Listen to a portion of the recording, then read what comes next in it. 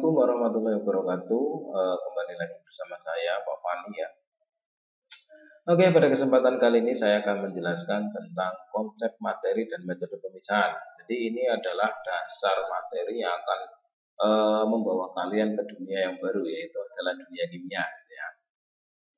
Oke, untuk konsep materi dan metode pemisahan ini sebenarnya materi yang berbeda, tapi dasar-dasarnya adalah kita kenalan dulu sebenarnya apa sih ilmu kimia itu. Nah, itu akan kita pelajari dalam konsep materi. Oke. Ya. Oke, sekarang kita langsung masuk dulu ke dalam konsep materi. Apa sih materi itu? Jadi kalau ngomong-ngomong masalah kimia, kimia itu merupakan ilmu yang mempelajari tentang suatu materi. Di mana materi yang akan dipelajari itu apa saja? Ya definisinya, ya sifatnya, ya perubahannya, ya penggolongannya. Nah, yang namanya ilmu kimia secara spesifik itu akan mempelajari tentang karakteristik suatu materi, sifatnya, kemudian perubahannya, dan energi yang menyertainya dalam suatu perubahan kimia. Oke, itu sekilas tentang ilmu kimia ya. Kemudian, apa yang dimaksud dengan materi? Ini kita masuk ke materi. Jadi, kimia itu ilmu yang mempelajari tentang materi. Jadi, semua materi yang ada di dunia ini, itu diajari orang kimia. Apa sih yang enggak? Ini contohnya ini ada anak kecil ini. Oh, anak kecil. Oh, manusia. Manusia itu terbuat dari apa? Oh, unsur karbon, materi, kimia. Oh, ini ada bajunya. Bajunya itu juga polyester. Itu merupakan senyawa kimia. Oke, materi. Berarti pelajari orang kimia. Nah, jadi kajiannya ilmu kimia itu sangat luas sekali. Cuma memang untuk kimia industri, ya kita lebih spesifik terhadap materi-materi yang digunakan dalam dunia industri. Walaupun nantinya untuk yang di kimia itu sendiri, ya ini menjadi dasar kalian, pengetahuan dasar kalian untuk melangkah lebih lanjut ketika akan mempelajari tentang kimia industrinya. Oke, apa sih yang dimaksud dengan materi? Oke, materi sendiri adalah segala sesuatu yang memiliki massa dan menempati ruang. Ya udara, ya benda misalnya, kursi itu semuanya materi. Buku, misalnya uang, itu semuanya materi. Bahkan termasuk yang nggak kelihatan, contohnya udara. Itu juga materi, ada oksigen di situ, ada karbon dioksida di situ, itu semuanya materi. Kemudian, materi sendiri itu dibedakan sifatnya, yaitu sifat kimia dan sifat fisika. Terus ada sifat intensif dan sifat ekstensif. Apa sih bedanya ini? Jadi kalau kita awali nih ya, jadi sifat fisika ini di SMP sudah pernah kita pelajari. Kalau sifat fisika itu lebih ke arah perubahan wujud. Nah, ini perubahan wujud. Sedangkan sifat kimia, selain dia wujudnya berubah, ya dia juga ada perubahan susunan kimianya. Biasanya dia itu tidak membentuk zat baru.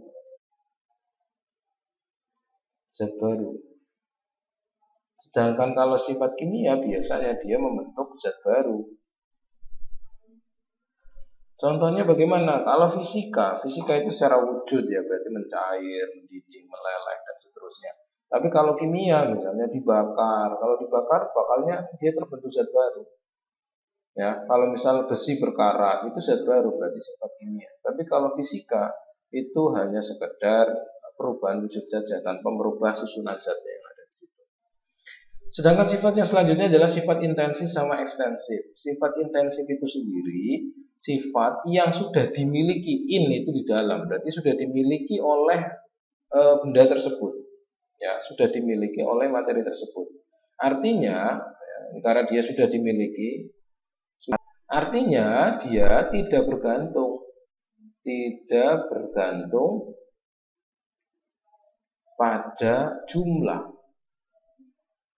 Sedangkan ekstensif itu berarti sifat yang diperoleh dari hasil pengukuran, berarti dia bergantung pada jumlah.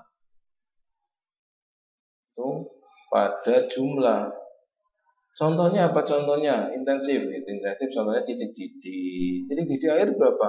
Ya 100 derajat Celcius. Titik beku air berapa? 0 derajat Celcius. Itu sifat intensif, sudah dimiliki.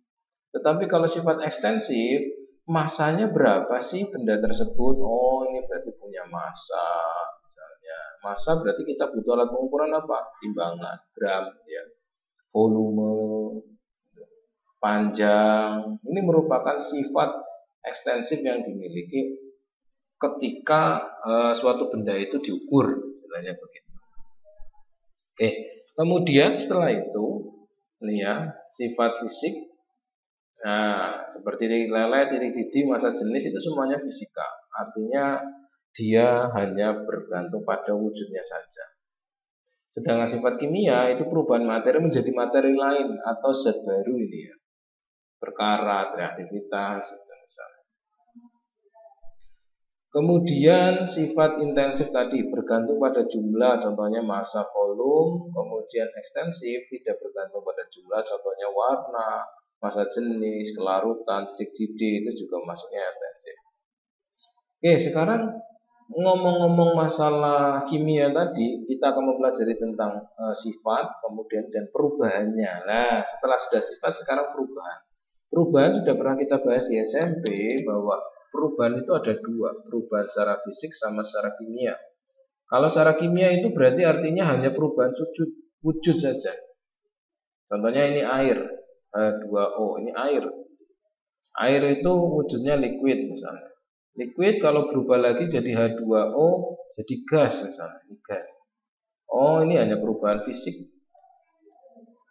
Tidak menghasilkan materi baru, materinya sama-sama H2O.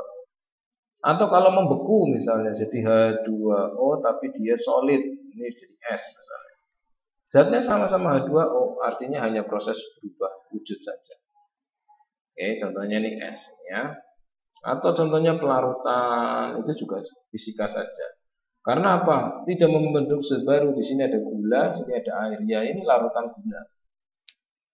Oke. Kemudian perubahan kimia. Perubahan kimia berarti ciri-cirinya tadi apa? Menghasilkan zat baru. Ini menghasilkan zat baru atau materi baru. Artinya dia tidak dapat dikembalikan.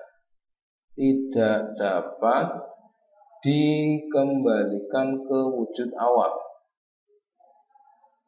Ke wujud awal lagi. Contoh, apel kita potong warnanya jadi oranye. Nah, bisa nggak apel itu dikembalikan lagi biar jadi warna putih? Tidak bisa, karena sudah membentuk zat baru, bereaksi dengan udara. Kembang api, bisa nggak kembang api setelah dibakar dibalikin lagi kembang api? Wah, rugi nanti ya. Nanti rugi penjual kembang api.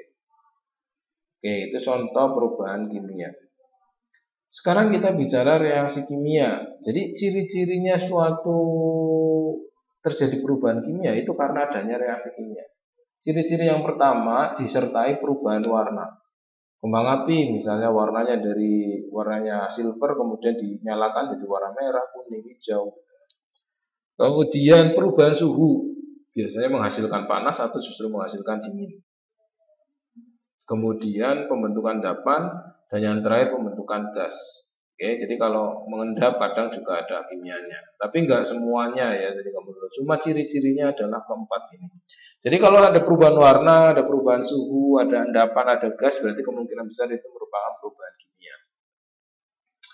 Contoh lagi nih perubahan kimia. Menghasilkan baru pembakaran. Awalnya kayu dibakar jadilah arang. Ini kayu, ini jadi arang.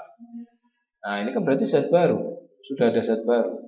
Ya, zat baru arang. Apakah arang bisa dikembalikan jadi kayu? Wah, ya tidak bisa, itu hanya kuasa Allah ya, kuasa Tuhan yang bisa membalikan itu. Tapi ya secara logika tidak ada.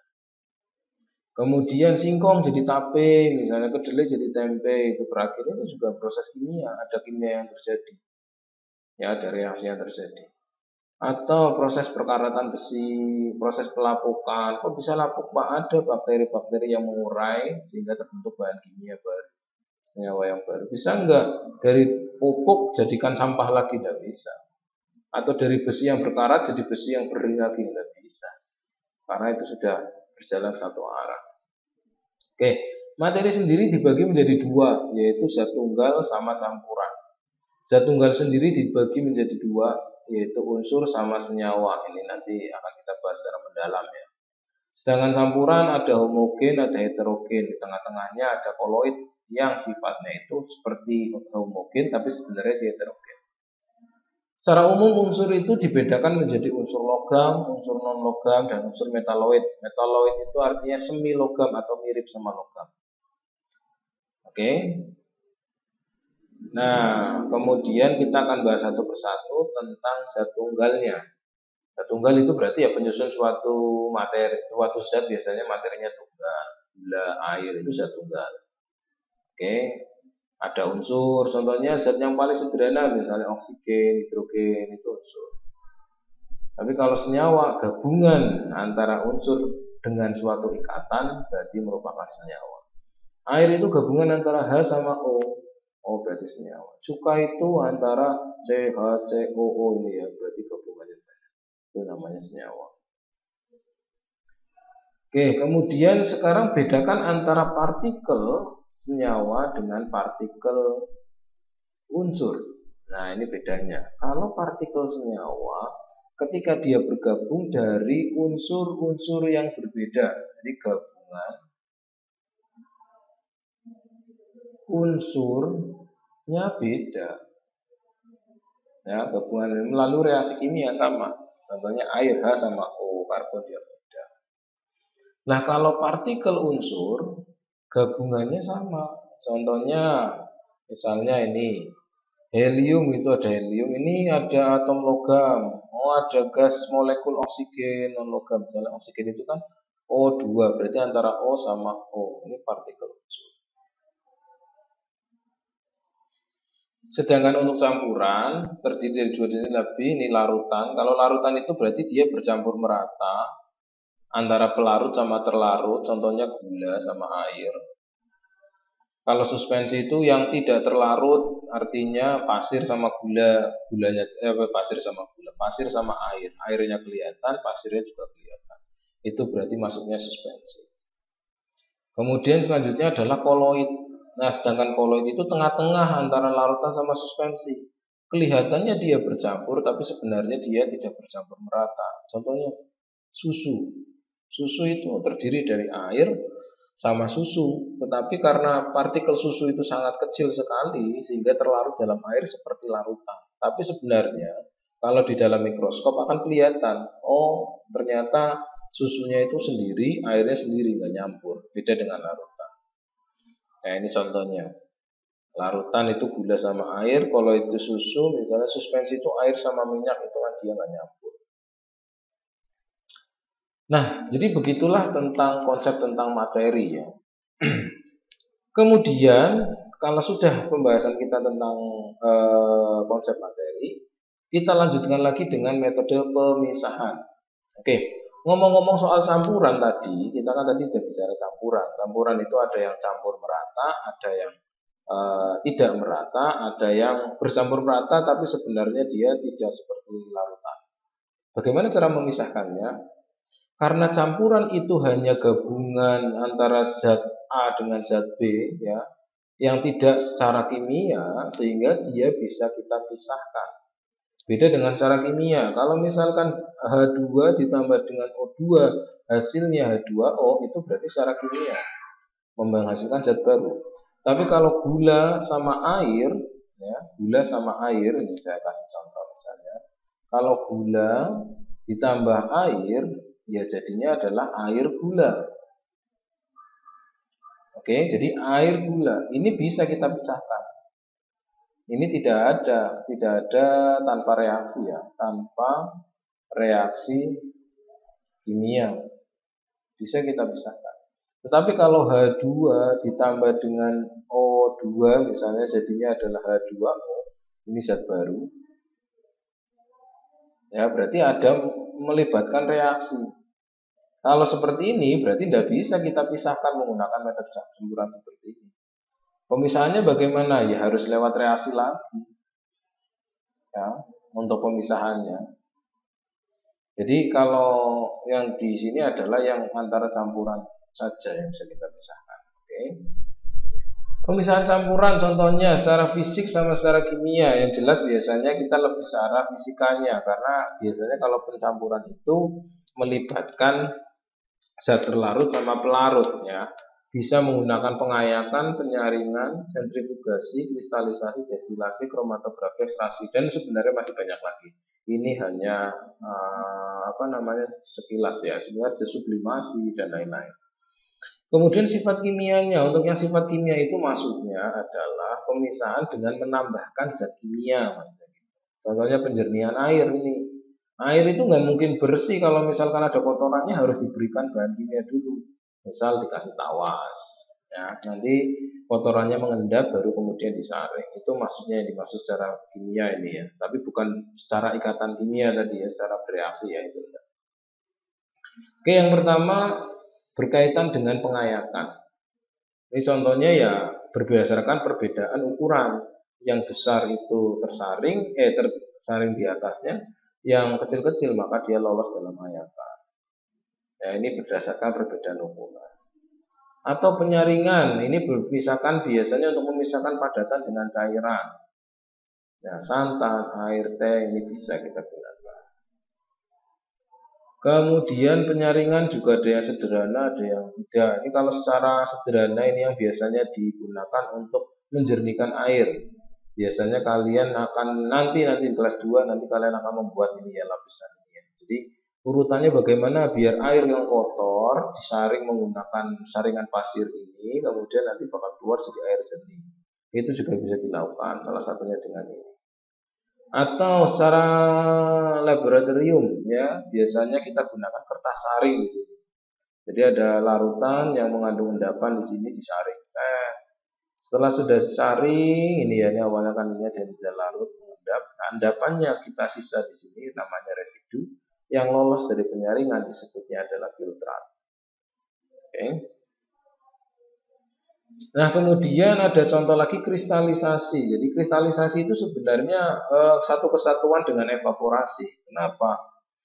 Untuk memisahkan zat padat dari zat cair, misalnya gula sama air. Gula sama air itu bisa kita pisah. Caranya gimana? Kita kristalisasi. Tapi sebelum kristalisasi, jelas kita panaskan terlebih dahulu. Kita panaskan, airnya menguap, jadilah gula pasir basah. Setelah itu kita kristalisasi. Jadilah nanti kristal. Atau mungkin yang sudah sering main ke daerah Pantura ya, daerah Rembang sana, itu ada namanya petani garam. Jadi air laut dialirkan ke sawah-sawah, kemudian dibiarkan kena sinar matahari, maka akan terjadi evaporasi, airnya menguap dan akan menghasilkan kerak-kerak garam seperti ini. Nanti keraknya dikerok sama para petaninya, nanti jadi garam. Tapi garam ini masih kotor ya istilahnya, karena baru hasil dari laut, kemudian kita uapkan saja, masih banyak pengotornya. Biasanya kalau garam yang kemudian kita konsumsi, kemudian kita olah lagi, kita murnikan lagi, kemudian baru bisa dikonsumsi. Tapi kadang kalau para petani ya garam ini juga sedang bisa dikonsumsi juga ya. Itu kristalisasi prinsipnya gitu ya. Jadi diuapkan, setelah itu dikristalisasi, dua proses ya. Uapkan dulu baru kristal. Kemudian, nah ini yang kimia banget ya, ini istilahnya penyulingan atau distilasi, yaitu pemisahan berdasarkan titik didih. Ya, saya kasih contoh misalnya ada alkohol 70%. Bagaimana caranya alkohol 7% jadi 90%? Nah, alkohol 70% itu artinya 70%-nya alkohol, airnya itu sebanyak 30%. Bagaimana cara mengurangi airnya biar jadi 90% ini? Nah, biasanya salah satunya prosesnya adalah menggunakan distilasi. Kita tahu titik didih alkohol itu adalah, titik didihnya itu adalah 70 derajat Celcius. Sedangkan air titik didihnya itu adalah 100 derajat Celcius. Ketika alkohol sama air yang berada di campuran ini ada alkohol, ini ada air ini ya. Kita panaskan sampai suhu dijaga ini termometernya, suhu termometernya itu antara 70 sampai 100. Nah, Maka yang terjadi adalah alkoholnya menguap. Di sini alkoholnya. Oh, dia nanti alkoholnya menguap. Sedangkan airnya tetap tertinggal di sini. Kenapa, Pak? Karena yang melewati titik didihnya itu hanya alkoholnya saja. Menguap, kemudian melewati ini kemudian di sini kondensor. Jadi yang semula uap bakal didinginkan jadi cair karena didinginkan. Sampai sini nanti cairan. Sampai sini ketemulah filternya adalah alkohol. Nah, airnya di mana, Pak? Airnya tetap berada di sini, tidak ikut menguap. Tapi jangan salah, kalau kamu misal memanasinya lebih dari 100 derajat Celcius, yang terjadi apa? Ya airnya sama alkoholnya nguap semua, nggak jadi memisah. Makanya biasanya distilasi berdasarkan perbedaan titik didih. Jadi hanya larutan-larutan yang memiliki beda beda titik didih saja yang bisa dipisahkan. Kalau titik didihnya hampir sama, maka tidak bisa dipisahkan menggunakan distilasi. Oke, seperti itu ya. Ini gambarannya. Nanti kelas 2 akan kita praktekkan distilasi secara mandiri ya. Di pelajaran operasi teknik kimia atau di pelajaran proses industri kimia nanti ada. Oke. Nah, ini ya. Atau bisa juga distilasi digunakan untuk ini. Destilasi bertingkat minyak mentah. Jadi kalau kamu tahu minyak bumi atau BBM ya bensin itu sebenarnya asalnya sama, yaitu dari perut bumi. Namanya adalah minyak mentah. Minyak mentah kemudian diolah dengan cara didestilasi. Yang titik didihnya paling rendah maka dia menguap duluan, jadilah LPG ya. Jadi gas LPG itu gas propanabutana itu adalah gas LPG. Atau kemudian yang titik didihnya tengah-tengah maka jadilah bensin, jadilah solar, gitu ya. Nah kemudian sisanya yang tidak mampu menguap lagi, yang paling bawah titik didihnya paling tinggi, sisanya apa? Sisanya seperti aspal dan lain-lain itu adalah sisa dari minyak bumi. Jadi awalnya itu semuanya adalah minyak bumi satu, kemudian didestilasi bertingkat, nanti bakal diperoleh fraksi-fraksi atau bagian-bagian yang nantinya bisa digunakan dalam kehidupan sehari-hari. Kemudian pemisahan air dan garam. Nah, air dan garam juga bisa pakai destilasi. Dengan cara gimana? Nah, ini desalinasi air laut biasanya ya. Air laut kan airnya rasanya asin. Gimana caranya biar air tersebut bisa dikonsumsi? Ya caranya kita panaskan. Nanti airnya yang menguap itu kan terkondensasi di dalam alat destilan. Itulah air murni. Sedangkan garamnya akan tetap berada di bawah. Atau mungkin minyak kayu putih juga sama ya. Minyak kayu putihnya digodok pakai air, nanti minyaknya akan menguap, ditampung, jadilah minyak kayu putih. Oke, selanjutnya adalah proses sublimasi. Sublimasi itu sebenarnya apa sih? Ya, kita lihat aja dari kalimatnya. Sublim itu perubahan dari padat ya, padat jadi gas. Jadi ada padatan yang kita panaskan kemudian menjadi gas, itu namanya menyublim. Contohnya apa, Pak? Contohnya kapur barus. Saya katakan misalnya sini kapur barus. Ada kotorannya di sini, kotoran. Ini kotoran ya. Kotoran. Ini kapur barusnya. Nah, kemudian ini percobaan sederhananya dibuat seperti ini. Ini beker, ini dipanaskan, di sini ada pemanas. Ini pemanas. Kemudian ditutup pakai kaca arloji. Ini kaca arloji. Di sini kapur barus yang kotornya tadi.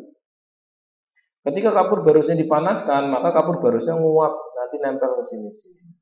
Kotorannya tertinggal di bawah. Ya, karena kapur barus mudah sekali menyublim dari padat menjadi gas. Itu juga berlaku kayak iodin, itu juga sama, kafein itu juga sama. Atau sulfur belerang ya, dari belerang yang digunakan misalnya dari batuan-batuan lava itu kan juga banyak mengandung belerangnya. Gimana cara misahinnya? Caranya gampang, kita panaskan nanti belerangnya menguap. Belerangnya kita ambil, yang batu-batuannya tetap berada di bawahnya. Itu namanya sublimasi.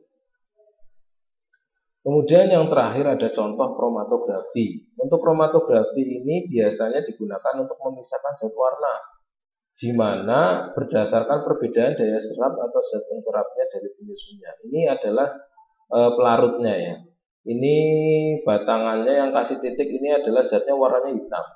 Tapi setelah ditempelkan ke bawah, ternyata warnanya bisa ada hijau, biru, pink, kuning, ungu, orange ya ini.